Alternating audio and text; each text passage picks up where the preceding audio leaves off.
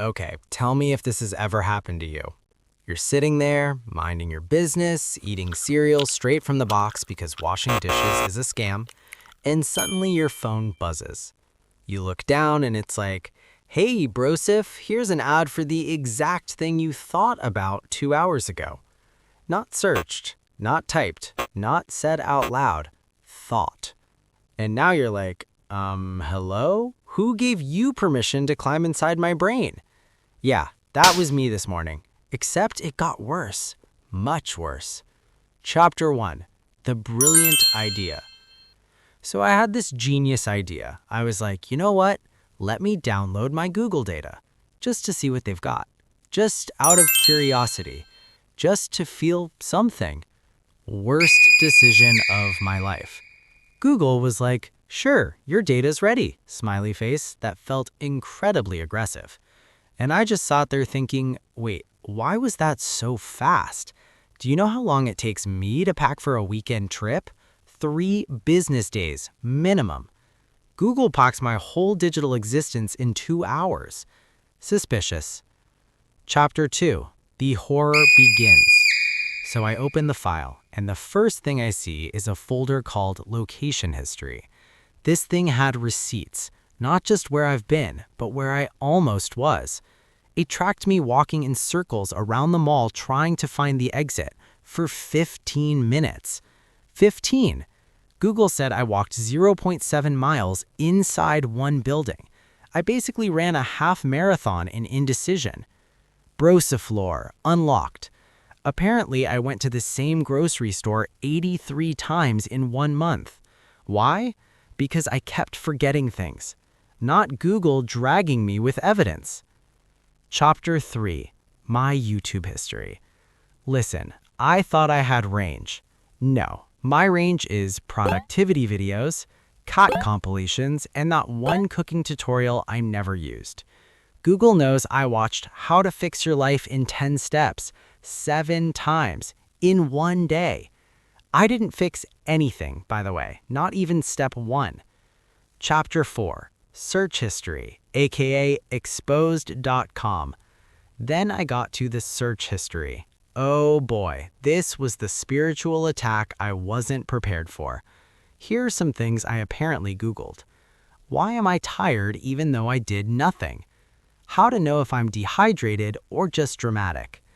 Laptop smells weird. Should I be concerned? What does CPU even do? For real this time. At this point, I realized something tragic. Google doesn't just know me. Google knows me, like soul-level knowledge. Chapter 5. The ad section. Character assassination. Then I opened the ad personalization section. Google built a whole personality for me, a whole character profile. According to Google, I am male, mid to late 20s, tech-obsessed, anxiety-sprinkled, emotionally unstable near online shopping carts. They literally listed impulse buyer, out loud, on paper. I felt seen and attacked. Also, why do they think I'm interested in fishing? I'm not a fishing person. I'm barely an outside person. Chapter 6. App data, my final humbling. Some apps recorded how many times I opened them, and when, and for how long, and how quickly I closed them after panicking. There was a note like, user forced closed banking app 14 times. I have anxiety, let me live. Another one said user opened food delivery app at 1:48 a.m., 2:13 a.m., and 2:27 a.m. Those are my dark hours. We don't talk about them. At some point, I realized something horrifying. Google probably knows more about my life than I do. They know where I've been, what I've watched, what I've searched, and how many times I've embarrassed myself online. My mother, sweet woman, thinks I still don't like snacking at night. Ma'am, Google knows I ordered shawarma at 3 a.m. last week. They have data, evidence, coordinates. So what's the takeaway here?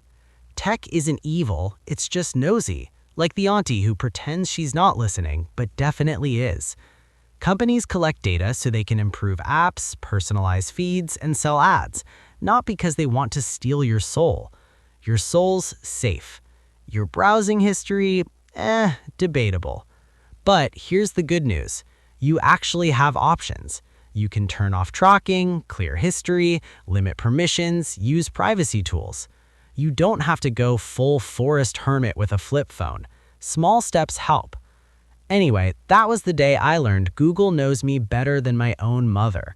And honestly, that's on me, because I'm the one who clicked accept all cookies like it was a personality trait. If you want me to download my data from TikTok next and cry on camera, like the video, subscribe, send snacks. All right, I'm gonna go delete my search history before it deletes me.